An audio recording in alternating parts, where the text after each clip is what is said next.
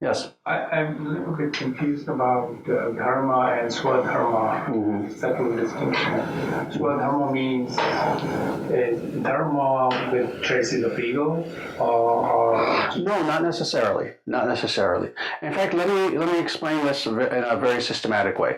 The word dharma itself really it has two broad meanings. The more immediate and then the less immediate meaning. The more immediate meaning is very simply the inherent nature of whatever you're talking about. That's the immediate meaning of the word dharma. So everything really has a dharma. Everything has an inherent nature. Even Aristotle talked about this. He spoke about this extremely well, actually, in his thesis, in his physics, in several places, where he explains that, for example, if you have a knife, it is and he used different terminology, but that's right. He would say it's the inherent nature of the knife to cut. If the knife cannot cut, it is no longer a knife. It's not serving its function. So you could also say, using Aristotelian terms, the function of something, what it is that it does best. What it is which, if you took that away from it, it would no longer be what it is. Of course, the examples that I like to give is water. Water is meant to be wet. You can't use unwet water. You can't really use it for much, solid water. So anything really that has an inherent nature has a dharma. And there are two conjoined words. There's dharma, dharmin. Dharma is the inherent nature of a thing. Dharmin is that which has the inherent nature. Okay? So you could say, for example, with the knife is the dharmin, and it has an inherent nature, a dharma. What that nature is to cut, or sharpness. Is this an effect of just being instantiated? Is it what? Is it an effect of being instantiated into material? Not just an effect. No, because with the idea of effect, of course, you have cause and effect, causality. One precedes the other, not with dharma, dharmin. There is no preceding, they're there simultaneously. You have to have both. Because what does it mean to have an inherent nature without a thing that has the inherent nature? You see, so one really doesn't cause the other. And then, of course, vice versa. You can't have a thing that doesn't have an inherent nature. Everything has an inherent nature. So it's not causality. It's simultaneous, again, to use Aristotle's terms, and I like to use him because he does state things very scientifically, form and substance. So you have the form of a thing, but then you have the substance, that which makes it what it is. And you have to have both simultaneously. One does not precede the other. They both have to be there. So the fact of water, being the dharmin, and then wetness being the dharma of water, does one really come first? Do you have the wetness, and then as a result of the wetness you have water, or do you have it the other way around? No, you don't. They're simultaneous. They have to be simultaneous. Again, what would it even mean to have water without wetness? Someone could try to be smart and say, well, an ice cube, even an ice cube is wet. Really? It's impossible to have water without the quality, without the inherent quality of wetness. So what I'm saying, though, is that quality really only has context when you're in material reality. No, actually, no. Okay. Yes, that's actually not true. This is the difference, however. It's interesting. I mean, we're getting very metaphysical here. Even in a purely spiritual sense, you still have dharma, dharmin. However, the two are indistinguishable then. They are factual but indistinguishable. I don't know if that makes sense. I'll try to explain that. You are what you are. Exactly. Yeah, that's it. Exactly. You are what you are. You can make a distinction. So, for example, here, we can make a distinction. For example, I can give a 1,000 examples. Once you hear this, it'll be obvious. God is love. Well, even in that statement, you are making a factual distinction. You're speaking about the Dharmin, God, that being who has something inhering to it. But then you're describing a quality of God. God is love. Love is the quality. Factually, you can see the distinction, you can understand it. But then understanding God in the highest sense, are the two separate? No, they are one. They are one. Especially in this higher sense, again, not material love, but spiritual love. God is love, love is God. Only in the purely spiritual sense can you say that. You know, and you've heard me say this, speaking linguistically and in the material sense, that you can say, again, from our material perspective, you can say God is truth, but you cannot say truth is God. And you've heard me talk about this before. You know, I've gone very in depth into why you can't say that. In the purely spiritual sense, you can say it.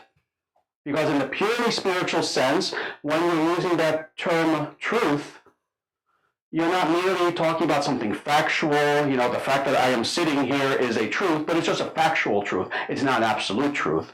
But when you speak of truth in the spiritual sense, are you speaking of merely factual truth? And wait, factual truth meaning, by definition, truth that is within space and time, you see? You're not speaking about factual truth at that point because you're in a realm beyond space and time. Thus, when you use the word truth, you are saying God. Truth is God. God is truth in this purely spiritual realm.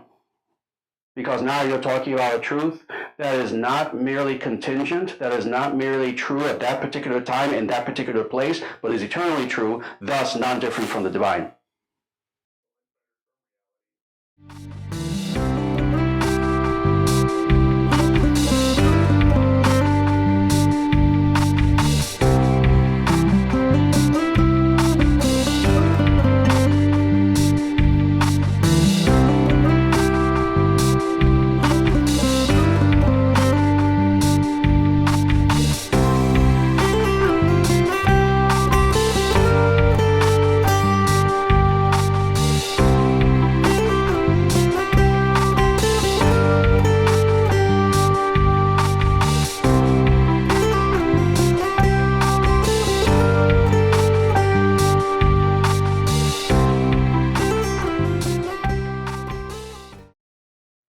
And that's true for any of the qualities of God. You can say God is eternal, eternality is God, but only in the spiritual sense. Only in the spiritual sense. You can say God is beauty, beauty is God, but only in the purely spiritual sense. If you say, okay, now within the material realm, dealing in the realm of conceptuality, now you can say God is beauty, but you cannot say beauty is God. Because you can look at something beautiful, but you can't claim that it is God. Because it is something which materially is separate from God. But you can say that God is beauty, because that's saying that God is the source of all beauty, which is true. Does this make sense? Yeah. So it's interesting, you know. What does it mean to live in a realm without causality? It's inconceivable to us. What to speak of a realm without space and time? That's inconceivable. But also without causality, because you have to have one to have the other. You have to have space and time to have causality. The idea that here's a cause, as a result of this cause doing something, now there's an effect. Now that becomes a cause because it decides to create something or do something. It has a quality that is inherently creative, and now there's an effect. You see, you can even see in this chain that there has to be the presupposition, the pre-existence of space and time for any chain of causality to exist. Now, what does it mean to live, to exist in a realm where there is no space, there is no time, thus even the presuppositions that must be there for causality are not there, thus there is no causality. State of pure existence. Yes, exactly.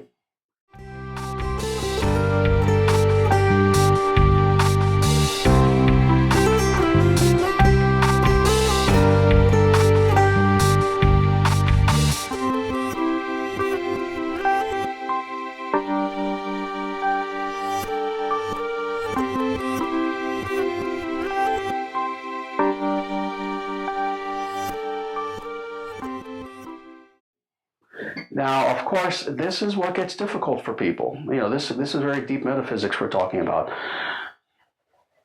When we try to point to that which you cannot point to, this is where people get confused. This is where Shunyavada. This is where Mayavada come from. In other words, this is where Shunyavada, meaning the Buddhist idea of nothingness being everything. This is where this idea comes from, but also the idea of Mayavada, the idea of Advaita, the idea that ultimately there is no variegatedness in the spiritual realm, this idea of impersonalism.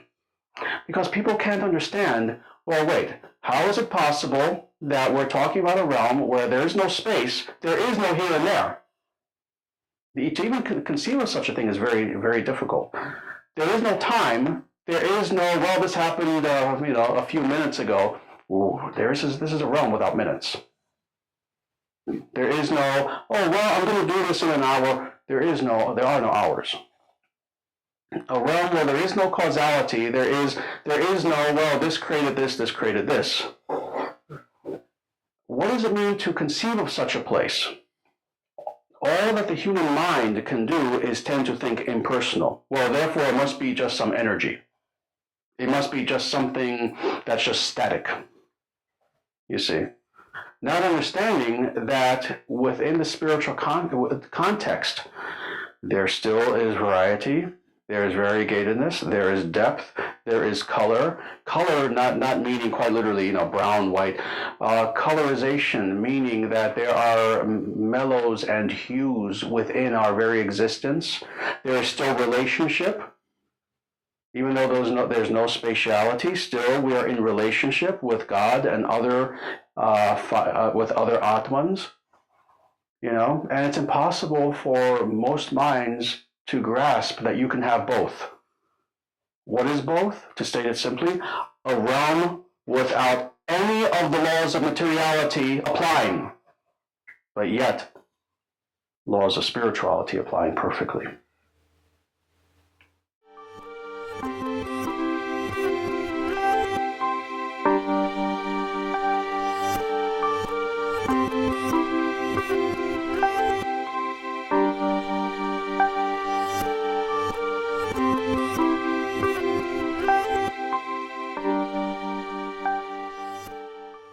This is why, unfortunately, for so many people, when they try to think of something higher spiritually, they'll ultimately really give up and say, well, really, you can't put it in words.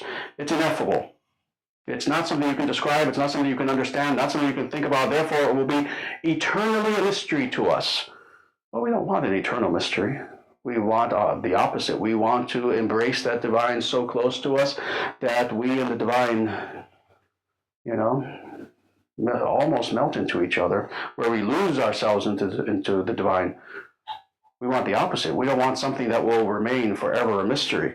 We want something that will be more intimate to us than we are to ourselves. How do you have both? How do you conceive of something that is inconceivable? Achintya. Achintya is the word. Inconceivable, but at the same time that you can know more intimately than you know yourself. Well, this is what is meant by pure moksha in the bhakti sense. Pure liberation in the sense of devotional consciousness, that you have both absolute transcendence of all materiality, including all the forms and categories of materiality and all the conceptualizations of materiality, while at the same time embracing a reality that is more vivid than anything conceivable by the human mind, because it is based in pure consciousness and our consciousness in devotion to the supreme consciousness, Paramapurusha. Far from impersonal. Far from impersonal. As radically personal as it gets. But personal, not meaning human personal, not meaning material personal, but purely spiritual personal. That divine person. So.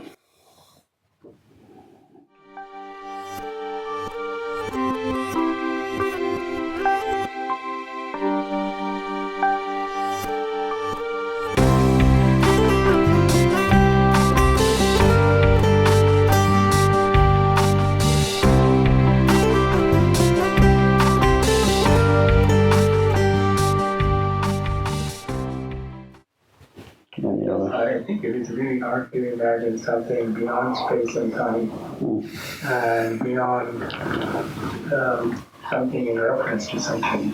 And I think you probably get glimpses of those when you meditate. That's the whole idea of experiencing that particular state where you don't have this causality of space and real relationship to that. Exactly. You experience it. Yeah. It's something, it's interesting. Everyone here is very intelligent, everyone here, thinks very philosophically. And then, of course, if you're like on a college campus or, if you go to the library a lot, or if you're in any sort of environment where you have people who are constantly thinking, it's very easy to get lost in conceptuality, because it's a vast realm. Oh, there's so much that we can do, just with our minds, and it's very difficult sometimes for intelligent people to grasp the idea that there's something beyond intelligence, even.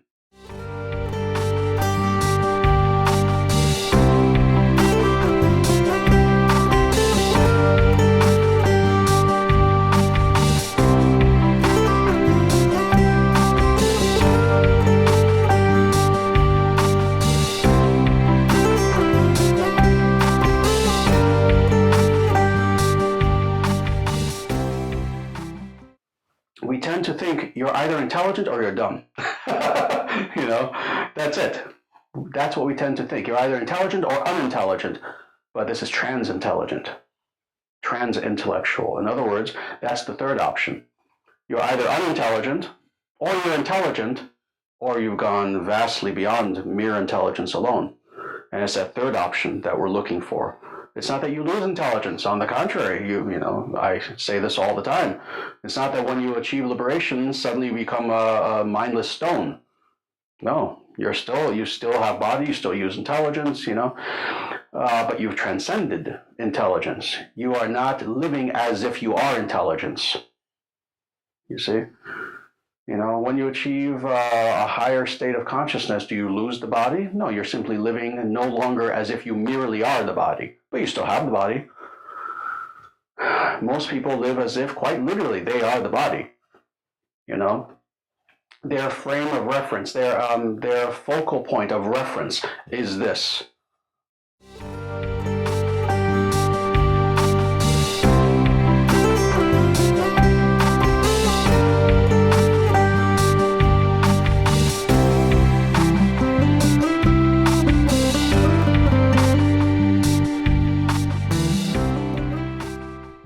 For most people, what their body is doing, that is them. That is the I. This is what in the Shastras, very specifically, it calls the Asura Dharma. The Asura Dharma. This, and the scriptures are very clear about this. The Dharma, let's say the spirituality, the religion of the Asuras, of the demonic people, is such that they believe that they are the body. And that's how they live.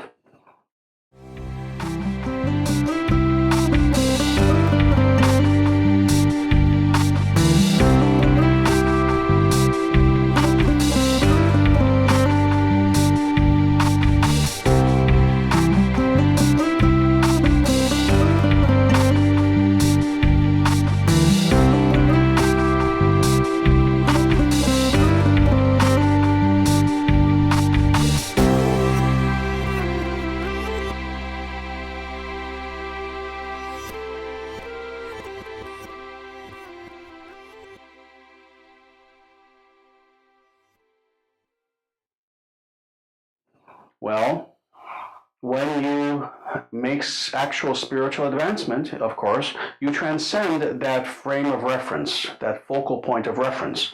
You still have a body, you're using the body for all the things you need to, but you're not living as if that's all I am, is just this body. You're no longer living that way. Well, imagine this just a few steps higher. Eventually it comes to the point where even for a very intelligent person, even a very philosophical person, very thoughtful person, we eventually come to the realization, yes, it has to be a realization. Transcending the intellect cannot happen through the intellect. It has to be a realization that we are not merely the intellect. We are not merely conception, what we conceive. You can't think your way to liberation. No, you can't think your way to liberation. Exactly. So that's the idea. It comes like a sudden flash of lightning in the night, where suddenly we have this realization that yes, I'm not the body, I'm not the mind, I'm not these emotions, I'm not the intellect, I'm not the ego, I'm not that which I am falsely identifying with. I am that which is the eternal.